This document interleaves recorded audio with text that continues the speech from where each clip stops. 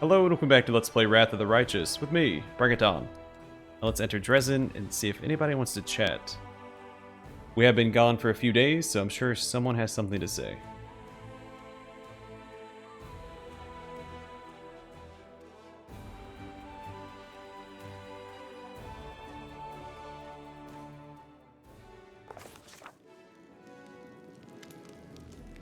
Seelah seems to be in a good mood. She smiles at you and then scratches the back of her head, as if suddenly realizing something. I probably shouldn't have come to you officially, like to an audience, but this is the only way to catch you these days. We travel all the time, together. I wanted to ask, would you like to go shopping with me? It's probably not right to distract the Knight Commander with such trifles, but I thought I should drag you out for a walk. We haven't enjoyed a moment's peace since we met. We've either been saving Canabris, or marching on Dresden. Besides, I desperately need advice. I'm gonna buy a present, and I know nothing about fancy jewelry. Who are you buying the present for? For Elin and his bride. After that story at the camp, when Curl stole the ring from us and summoned the demons, Elin and I both overreacted and said some things we shouldn't have. He apologized to me, but I haven't really apologized to him. I want to buy a ring to replace the one that was stolen, and there's a new jewelry shop in Dresden. It's owned by Sunhammer, the same jeweler who made the first ring. A great idea. I'll have to stretch my legs for a bit. Great. Well then I'll meet you at the jewelry shop. It's in the east of the city. I was never good at stealth, but I'll try. And it's Captain Odin. Commander, we managed to defeat Kormzida's host. The remnants of his army have retreated to lick their wounds. We must use this opportunity to go on the offensive. But right now, our army is not fully prepared to begin such an expansion. The farther we advance into the enemy territory, the more we'll need strong and mobile cavalry. I propose we replenish our forces with light cavalrymen. Medivh could offer us plenty. There are many lone paladins in Galarian, like me, who travel and help the needy, so we call them to our aid.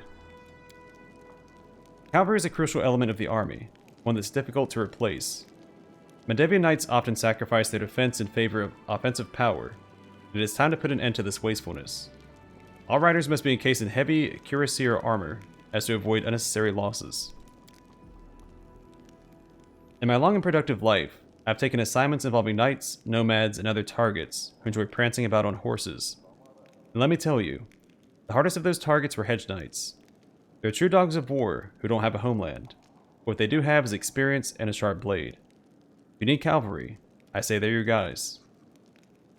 Greybor, you're not a soldier. What are you doing here? Greybor puffs his pipe, and after a short pause, says with dignity, True, I'm not a soldier. However, I have a better understanding of killing than most. Besides, the fact that I'm not a professional soldier means I can offer you a fresh perspective and give you advice that would never occur to a career officer. I want to hear the opinions of my advisors. Everyone looks at you expectantly. Seelah, what advantages do paladins offer? The gods have blessed them with strength, protected them against darkness and corruption. They spend their whole lives training and performing great deeds. Destroying evil is what they live for, and it's what they do better than anyone. Regil, why do you advocate for cuirassiers? There's a certain breed of fighter who thinks that the glory they win on the battlefield justifies any amount of risk. That may be acceptable for them, but it is not acceptable for their commanding officers. Wasting cavalry and daring attacks only saps the strength of our own army.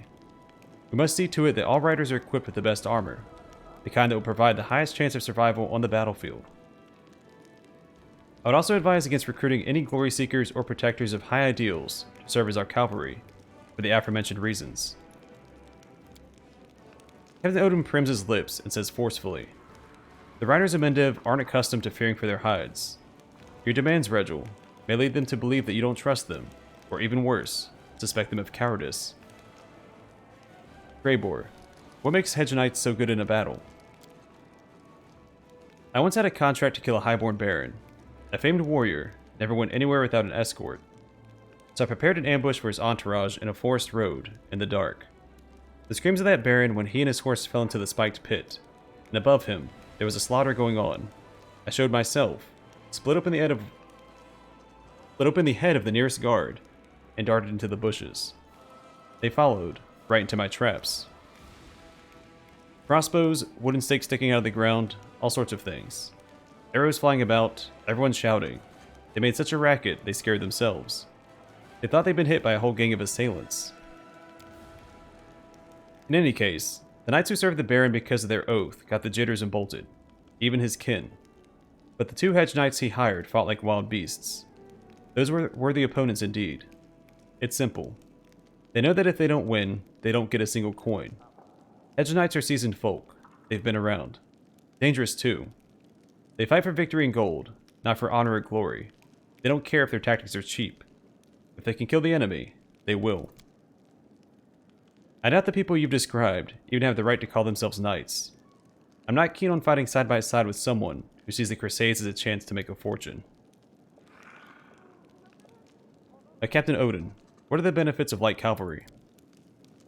Light cavalry may be inferior to knights as far as equipment quality goes, but that's not necessarily a bad thing. Firstly, the lightness of the armor gives them maneuverability, and secondly, many noble offspring who have battle skills and a fast horse, but can't afford expensive armor will gladly answer our call, eager to earn glory with their feats. So long as they don't flee the battlefield first on those very same fast horses. They're lovers of glory and easy victories. Everything is clear to me now. Your advisor's nodded respectfully in response to your words. Okay, so this actually replaces our mounted scouts.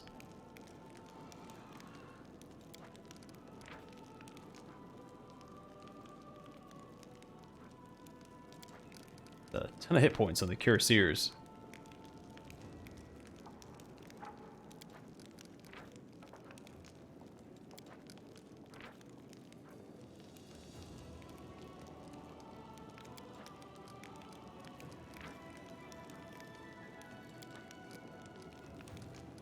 Well, I think the Paladins are the only ones that someone didn't disagree with. Seelah gave her reasons for the Paladins, and no one went against her. So I'm going to go with that. I hope the Paladins won't let us down. I haven't let you down, and they won't either. With that, this meeting in the Military Council is adjourned. I'll brief the officers on the expected reinforcements immediately, and see to it that our available stables are expanded and properly refitted. Plus, I like Paladins. It's kind of the obvious choice anyway. There are the cuirassiers.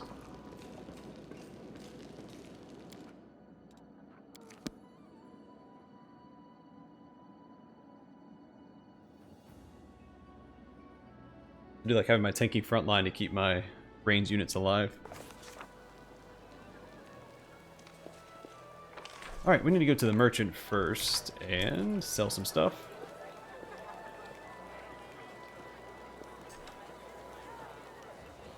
Focus on the goal.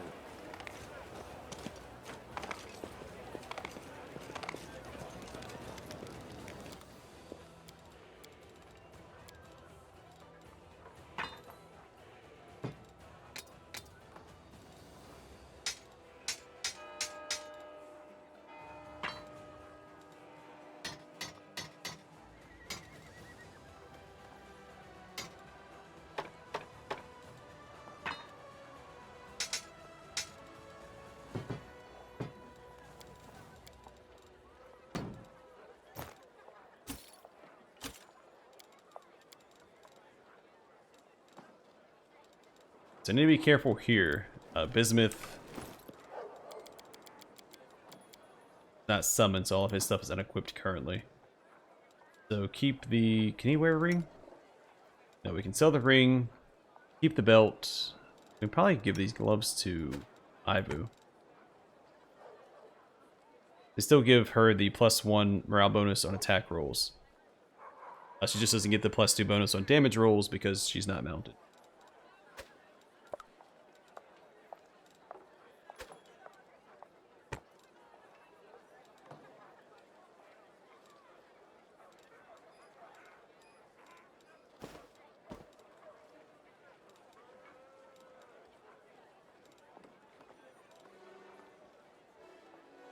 We can give this to Darren. Probably never use it, but it's pretty neat, so no reason to get rid of it. I'm gonna give him that too. I also need a belt.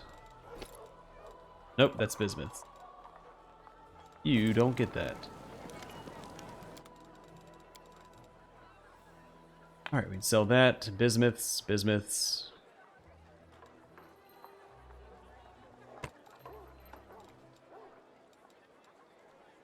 Yep, all that's for him.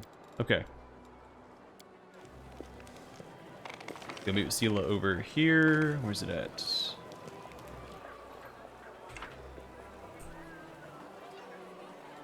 Time's not waiting.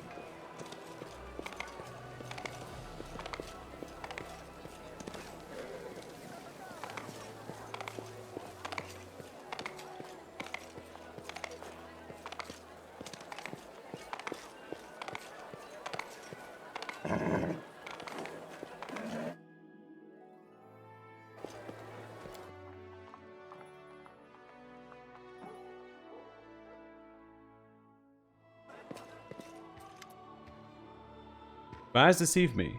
The victorious Knight Commander himself has paid a visit to my shop. Such an honor. Such an honor. A dignified dwarf in a luxurious, beautifully adorned garment bows to you before turning to Seelah. You're most welcome as well, Amadeus Faithful. It is a pleasure to see so many brave crusaders within these walls. I am Derek Sunhammer, the jeweler. This shop is one of many that I own. Ah, Master Derek himself. I heard the only place one is likely to bump into you is at a royal reception. Not at all. My wares are expensive, not least because I have to buy costly metals and gems and also pay for the security of shops and workshops throughout Mendev and beyond its borders. My prices limit the circle of my clientele, but that doesn't mean I myself shun all those not in possession of a noble title. Master Derek gives you a warm smile. I must say again, I am very glad to see you here. Why did you decide to open a shop on the front line of the war? There are two sides to me, if I can put it that way. I am both a merchant and an artist. For the artist in me, the crusade is a limitless source of inspiration. In recent years, I have crafted very few delicate items, plant and flower patterns, you know. My current preference is for heavier, larger jewelry, dark metal, expressive gems, and cool colors. Everything that reminds me of steel armor, the calming weight of a shield in your hand, the clash of weapons. The merchant in me sees something else in Dresden, a risky but potentially fruitful new market. If you succeed in your noble cause, and defeat or at least push back the demons, the city will thrive. Whoever is first to make a splash here will reap the rewards. Those are my motives, inspiration and greed in equal measure. Master Derek makes a helpless gesture. Seelah wants to talk to you about something. You have my full attention. The dwarf strokes his beard. It's simple, Master. You might remember that a while ago, Sir Elin of the Hound Hearts ordered a ring from you. A silvery ring with a blue-green gem. I'd like to buy something similar, but I only have this much money. Seelah shows him her coin purse. If what Seelah is offering is not enough, I will help. Come on, Don Quixote. Seelah's embarrassed. I only invited you along for advice. I can handle the expenses myself. Oh, I would advise you not to reject the commander's help out of hand. With his participation, I can offer you something truly special that fits your description perfectly. A ring with a blue-green gem, just as you've described. Now this is one of my latest creations, and I'm very proud of it. Alas, your own funds, my dear, only enough for my plainest ring, and the gem in it is not the right color. At 1,000 gold coins, we need the very best. Seelah sends you a grateful look. Master Derek lowers his head respectfully, retrieves a box from the bag on his belt, opening it to reveal an exquisite ring with a glittering blue-green jewel. He lets the light play on the gem's facets, then places the box in Seelah's hand. This is a special item, and I'm glad to see it go to someone as worthy as yourself. For how could the commander's friend be anything but? May it bring good fortune to its owner. I bet you it's going to be cursed. I don't think he knows we're giving it away. I think he might not actually be Derek Sunhammer. He might be a demon in disguise. Now, if you'll excuse me, I don't usually make sales in my own shops. I have golems for that. Besides, I prefer spending my time at my workbench, not behind the counter. But I was glad to serve you, Commander, and your valiant companion. All the best. See, we talked to the golem earlier, and he said that Sunhammer does all the transactions himself. The golem does not do that. And now he's going against that. Yeah, that ring is definitely cursed.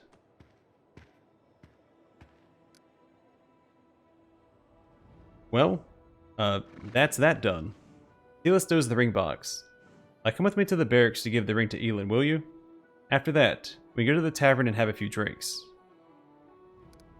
Are you happy with what you bought? Well, yes. The truth is, I just needed a reason to talk to him, and show that I want us to patch things up. I'm not great at this friendship stuff, but I'm trying. Alright, let's go.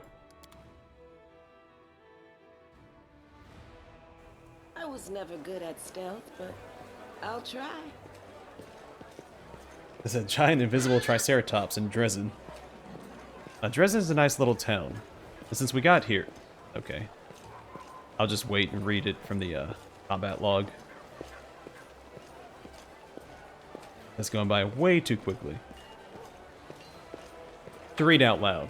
I can read it in my head, but... that doesn't help you guys.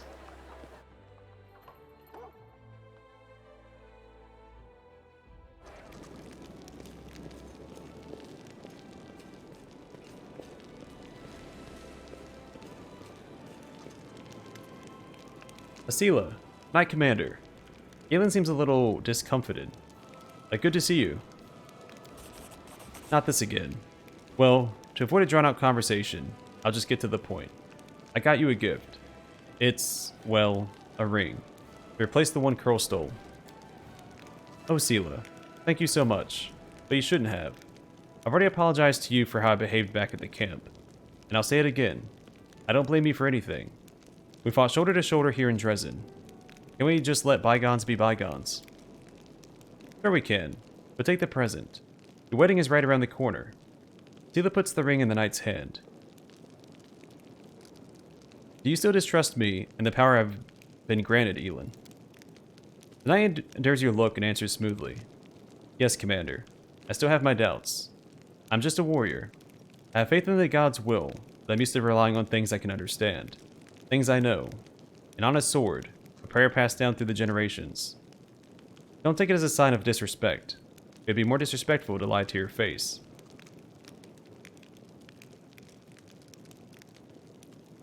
Did you know we found Janna? After she ran off, she was taken prisoner by demons.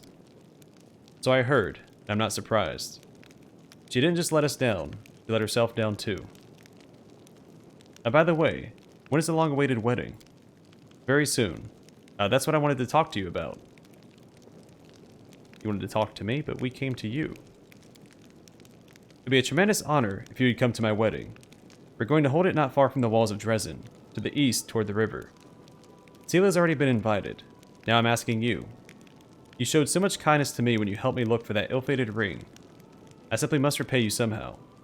Besides, Yana would simply love to meet you. I can't deny her anything. This is great. Say you'll go, Don Quixote. We'll have so much fun. Aren't you worried about holding the wedding outside the city walls? Which is a place that is still within range of the holy power of the Sword of Valor. My fellow Houndhearts will be there, and Kiana and her friends know how to handle themselves. Of course, location is not entirely risk-free. Nowhere in the world wound is. Ugh, does not roll off the tongue. But it's as protected as it can be, and the territory has been much calmer since your victory. Alright, I'll be there. Thank you, Commander. And you, Seelah, for the gift. So long, my friend. Seelah turns to you. Thank you for coming for a walk. Thank you for coming for a walk with me. I'd usually say on a walk. It's nice to take a breather between fights sometimes. Hope we have a good time at the wedding. All these battles and divine powers. We need to make sure we don't lose touch with ordinary life. So we are going to scroll up real fast.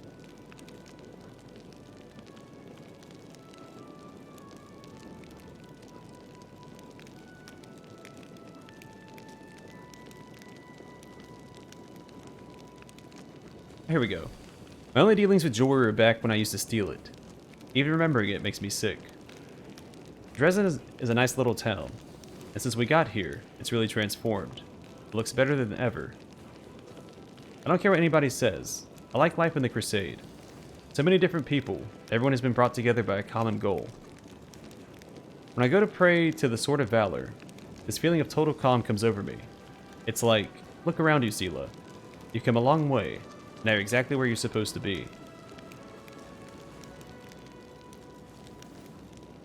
Well, the fortress walls won't protect us against flying demons, of course. But still, I can't help breathing a little easier when I'm behind them. Alright, and that's it. We're caught back up. Ooh. Cool.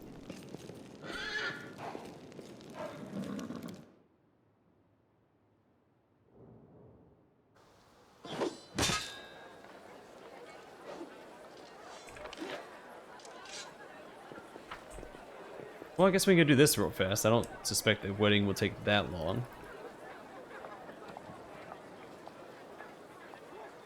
No mistakes. They said it was close to the east, so it should be a short little hop and a skip.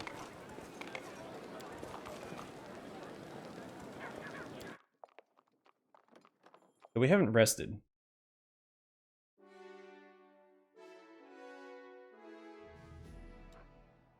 Might be a problem.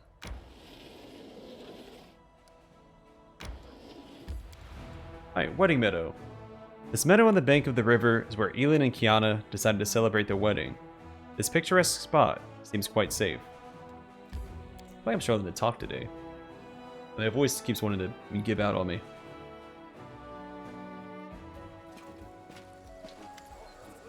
A commander, Seelah, you're here. Elin is trying so desperately to hide his excitement, it's almost comical. Welcome. I'm a little confused. Where are the musicians? The crowd of drunken guests. The last wedding I went to, we got the priest drunk off his face. Oh please, don't try to do that here. We've already had enough trouble. Kiana worships Desna, Iomade. In the end we invited a priestess of Abadar to conduct the ceremony, so that no one would be offended. Congratulations, but where's the food? Let me tell you everything. Before the official ceremony, all the guests are enjoying themselves at two venues. The one on the right has been organized by my Houndhearts, the one on the left by Kiana's friends. Each venue has its own theme. I won't tell you which is which. It'll be more fun to see for yourselves. Both venues have food and drinks, and a little contest where you can win prizes. Kiana is greeting guests at her venue, and I'm leaving mine for now. I have a special role to play there. Enjoy, Commander. There's still time before the beginning of the ceremony. Seelah, thank you for coming too.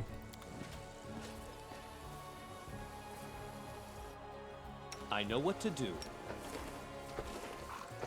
Alright, well let's take a look around, I suppose.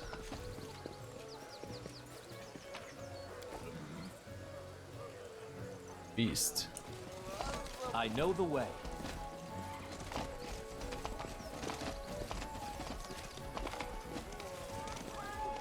I sense something.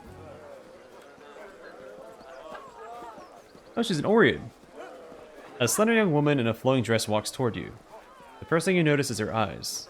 They're a striking blue-green. Greetings, travelers, to the secret steep land of Ustalav. You've come to the kingdom of grim mysteries and exquisite secrets. I, the vampire princess, am delighted to see you in my castle. After a pause, the girl smiles coyly. I'm glad to finally meet you, Commander, Seelah. I'm Kiana, soon to be the wife of that unfortunate knight who invited you here. Seelah rolls her eyes. Horrible. Imagine walking through the world wound, and then bam, you're in Ustalav. Not even sure if a paladin is allowed to feast with a vampire princess. It's lucky you're not a follower of Pharasma, valiant Seelah. Arsinoe, the Dresden priestess of Abadar, is a short distance away from the happy bride. Although I'll admit, I'm not used to feasting with the undead either. Oh, stop it. My friends and I are completely harmless vampires. We won't bite. Kiana laughs musically. Truth be told, we chose the theme of Ustalav because it lets us wear beautiful dresses, light candles, and drink red wine all evening, pretending that it's blood. I personally can't think of a better way to celebrate my wedding. Finally, a party where I fit in. I'm a Dampier. Kiana laughs. Right. A real dampier is exactly what we need here. I mean, what was I trying to say? What I was trying to say is welcome, child. Hope you enjoy my vampire reception.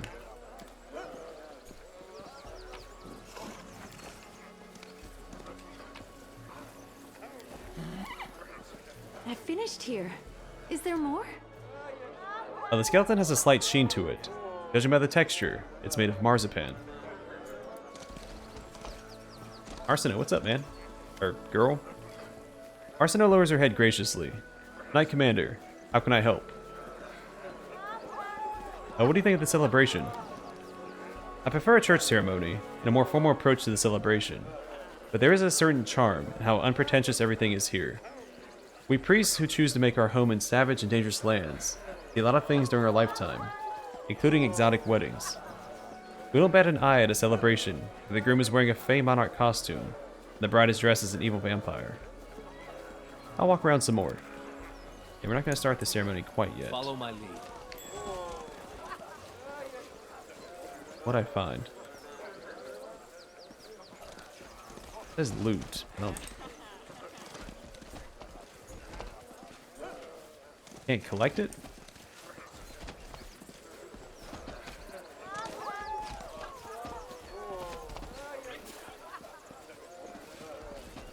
I definitely saw loot there. Yeah, I can't click on it. We should have had everyone all in one place, though. I can't get enough of Elin's lavish Fey Monarch costume. As it should be.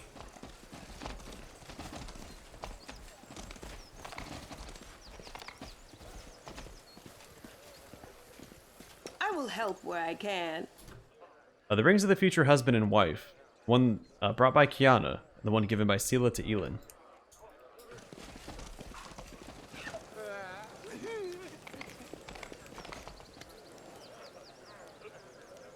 A Fey steps into your path. You suppose he must be a Houndheart, but his knight's armor is mixed with gaudy items.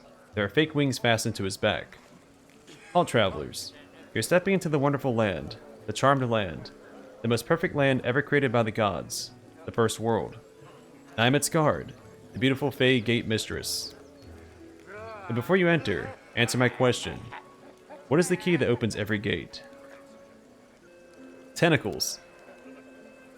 Will someone explain to me why every 10th Crusader in Mendev gives tentacles as their answer? Fine. We'll let this mystery remain a mystery.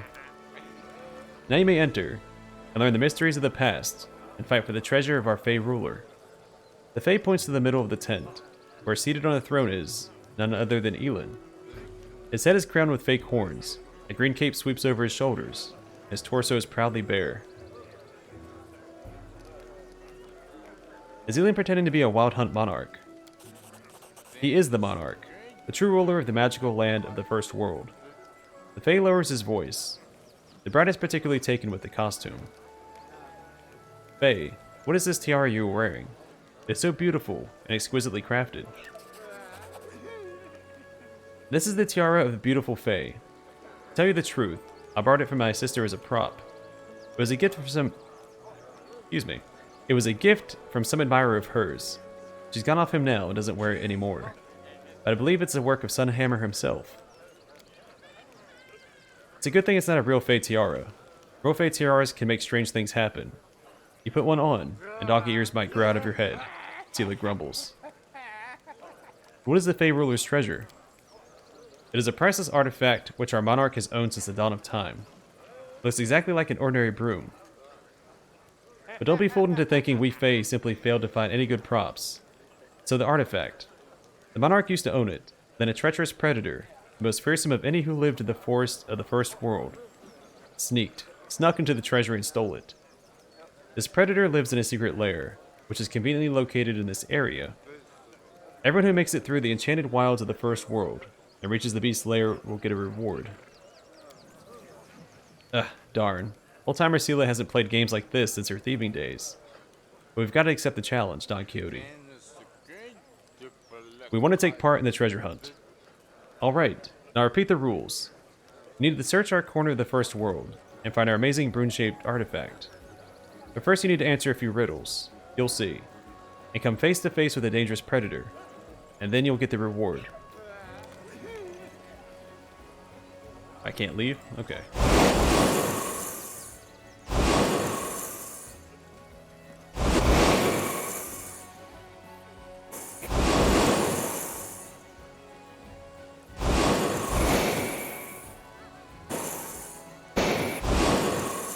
Am I still locked?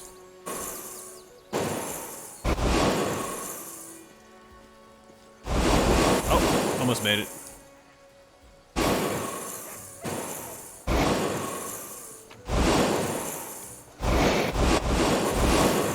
It is finished.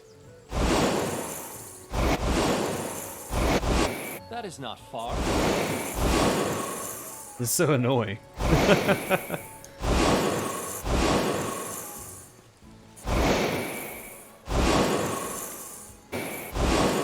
Oh, hello, adventurer.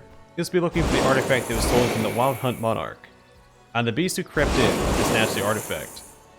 I've taken steps to prevent the stolen property from being returned to its rightful owner. Namely, I placed the true artifact among several fakes. You will never guess which one is the real one. The beast points at a few identical brooms. Are you the predator, the most formidable... It's so hard talking over this. Are you the predator, the most formidable beast in the forests of the First World? Actually, I'm a lawyer from Nerosian and a friend of Elin. The predator makes a helpless gesture. When they were giving out rolls for the celebration, guess who was appointed the magical beast? They said I was the hairiest fellow in the party. It's alright. I have my own wedding coming up. I'll even the score then. What will happen if I choose one of the fake artifacts? According to the rules, you're supposed to turn to stone if you take the wrong broom. I mean, artifact. But to be honest, I'm willing to help you out. I actually forgot which one I marked as the right one. So I can just take the broom and go. There was supposed to be a battle with the predator, but I'm not drunk enough for that yet. So just take any broom and go. Don't forget to give it to Elin. The Monarch will give you a reward for returning the artifact. Okay. Probably fake Sheikah? You see a broad-shouldered dwarf woman wearing a hood. The outline of her form is constantly trembling and shifting, probably because of a spell of some sort. Greetings, traveler. We are Sheikah the Many, the rulers of time, piercing through all epochs. We know all the secrets of the past and the present. We can reveal your destiny to go through this fortune cookie. Sorry, your destiny to you through this fortune cookie. I misread that. The woman points at the box beside her. Me. I want a cookie. Don Quixote, can I have a cookie? Please. Give Ivo a cookie. There you go. Ivo crunches the cookie between her teeth, her eyes closing in sheer delight. Then her eyes pop open again. I lost control and swallowed the fortune. What are we going to do? Now I won't ever know my future. Oh, don't be sad, dragon child. We'll tell you your future just like that. You will grow up to be a big dragon. Some prediction. I can do that too. In the future, I will eat a lot more cookies. Take a fortune cookie. The note in the cookie says, if you can't do it, you can always start again from the beginning. Is that a meta fortune? We just make a new character? Take a fortune cookie. The note in the cookie says, don't ignore the whispers of fate. I don't believe in the solitary life. There's always someone who can't take their eyes off you. One door closes, another is sure to open. You have an amazing journey, new friends, and many unexpected discoveries. You can't be the real Sheikah, right? The woman winks but says nothing. But thanks, I'll be going now. Yeah, she can appear as whatever she wants. I'm pretty sure, I mean I could be wrong, but she's the most powerful Fae out of all the gods of the First World. Elin is trying very hard to maintain his aloof demeanor, but he can't help breaking into a smile every few moments. Mortals, you've returned my artifact. I shall reward you forthwith. We Fae monarchs are noble beings, and not evil at all. Color me surprised, friend. Never thought I'd see our straight-laced Sir Elin come to his own wedding dressed up as a Fae princeling. I'm begging you, no jokes about the horses, please. I don't want to be remembered as the cuckold bridegroom. Elin sighs, but then starts smiling again. I don't know if you've ever fallen in love, Seelah. I don't remember you ever talking about it. But when it happens, you're no longer who you once were. I suppose I didn't expect this of myself either. But Kiana was so desperate to have an unusual wedding. I thought to myself, if unusual was the goal, then I should do something I've never done before. Yeah, the wedding's great. I'm having fun. All the guests keep telling me that. That means all the effort was worth it. And now, if you please, I'd like to return to my role. Please, continue enjoying the festivities. I can't even tell if I look dashing or ridiculous. Well, I don't think I got my reward, did I?